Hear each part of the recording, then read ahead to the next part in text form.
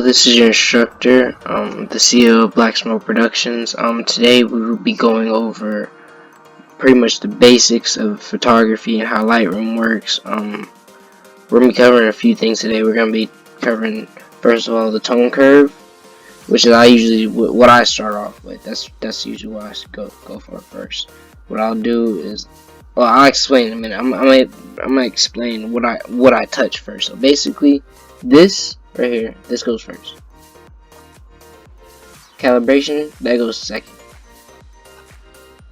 After that, it's the basics, and then after that, it's color grading. And if you need to touch the HSL, touch it. But there's other ways to pop color than using the HSL. It's kind of played out. It's like last year. I don't really do that no more. There's a better way to do that. But I use that for like fixing certain shit. Like, say for instance, there's like some chromatic abrasion and I can't get the purples and the greens out, and there's no green in the image. I'll just suck the green and the purple right out and it'll look fine. But right now what we're gonna do is, you know, basically you always know to check off the boxes. You know, switch the camera, pick which camera you took the photo on, all that good stuff. Level the photo. Grain is not always necessary, but it's probably not for this photo. But I will go through another example where a photo does need grain to show you how you should use it. But first, we're gonna start off by digging right into this. So let me get started. Alright, so I'm gonna be explaining during the process of me editing the photo. So if you have any questions, you got my number. DM me. If you need some help, just hit me up. Alright, so what I usually do is I'll start off by fixing my highlights.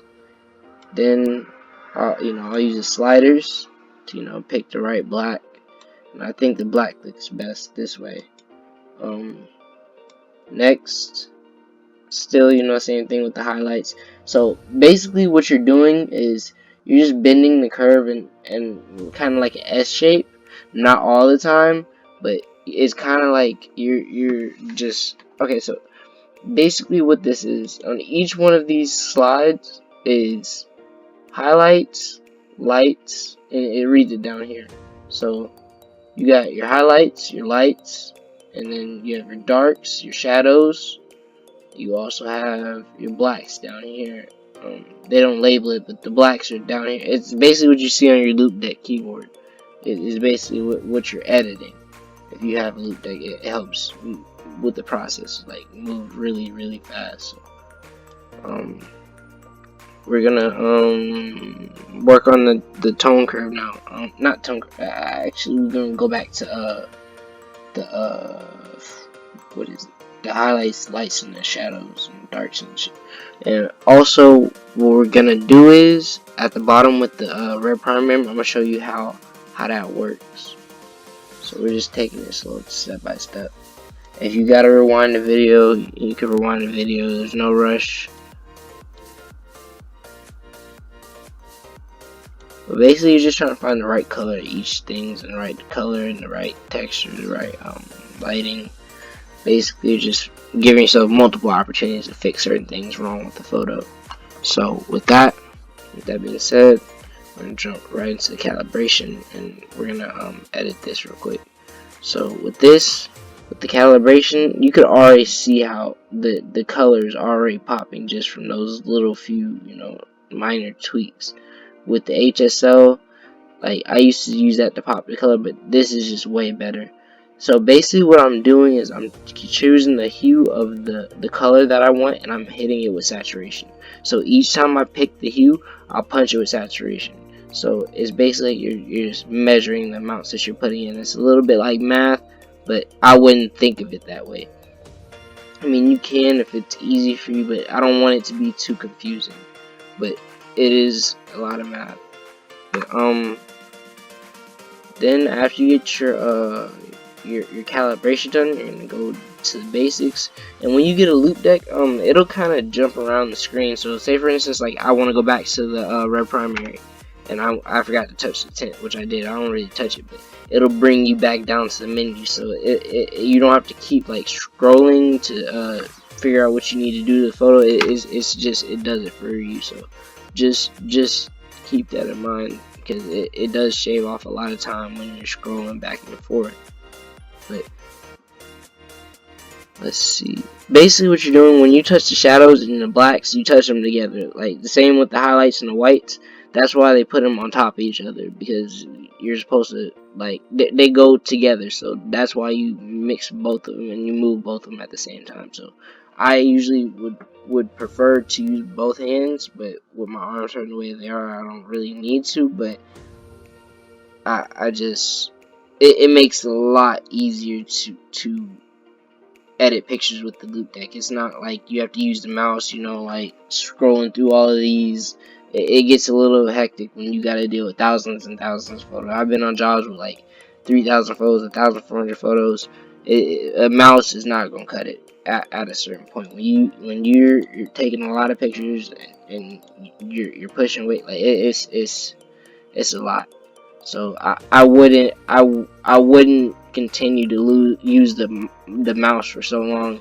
I will only use it at the beginning stages. So once you start getting better and better and you make some money, get an HP Pavilion or a Power Spec from Micro Center, and get a loop deck from Amazon, and you should be set with your equipment for starting off with photography.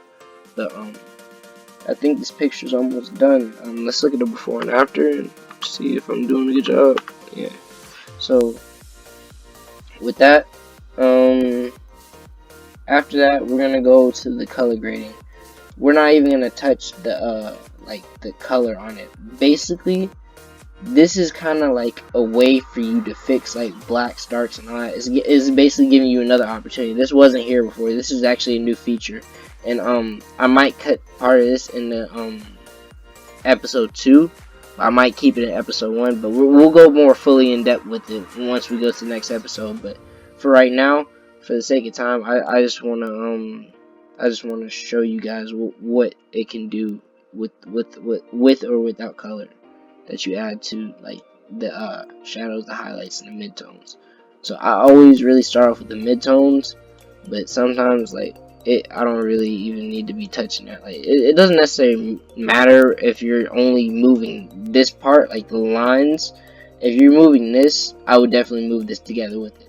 But I don't really think that it matters what kind of order it is if you're just simply like moving the sliders with no color on them. It's basically like you're like it's kind of like fixing, like just how it says shadows, highlights, midtones is basically what it's fixing. So this is the bar, it's for the luminance. So when it's like, okay, I can show you better than I can tell you. It's a little hard to explain. I don't know if you can see that, but if you're looking in the image, the midtones, it kind of I don't know how to explain it. It gets like more contrast. Like you know how like you do this to your photo, like oh no, that's clarity. So the contrast, you know how you're able to see more things with the photo the further you go to the left. It kind of like it takes away like more of the fade from it. It adds more of like a punch of contrast, or like I don't know how you say it. Like it makes it very vivid is what I'm trying to get at. But the loop deck is a very powerful tool for photography. You can get photos in 6 minutes, and that's a very big jump from 30 minutes of photo using the mouse, learning and shit. So it does, you know, work out in your favor. So I think that we got one last thing to do on this photo, and I think that we're gonna wrap it up for this video. Because I made one other video that was like 30 minutes long, and it's just, I don't feel like anybody was gonna watch that shit. So I just was gonna do one photo of class. So let's see.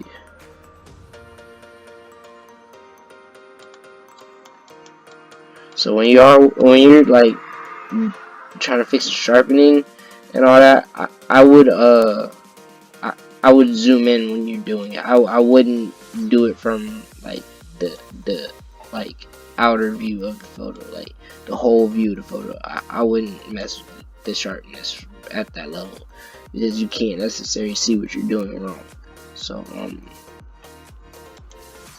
always when you're using sharpening, please check the sky to see if there's a lot of grain. If there's not a lot of grain, it can be posted, but if there's grain, it'll mess up your post. So I think that's it for this photo. I hope you guys, enjoy it. I hope you guys, learned something today.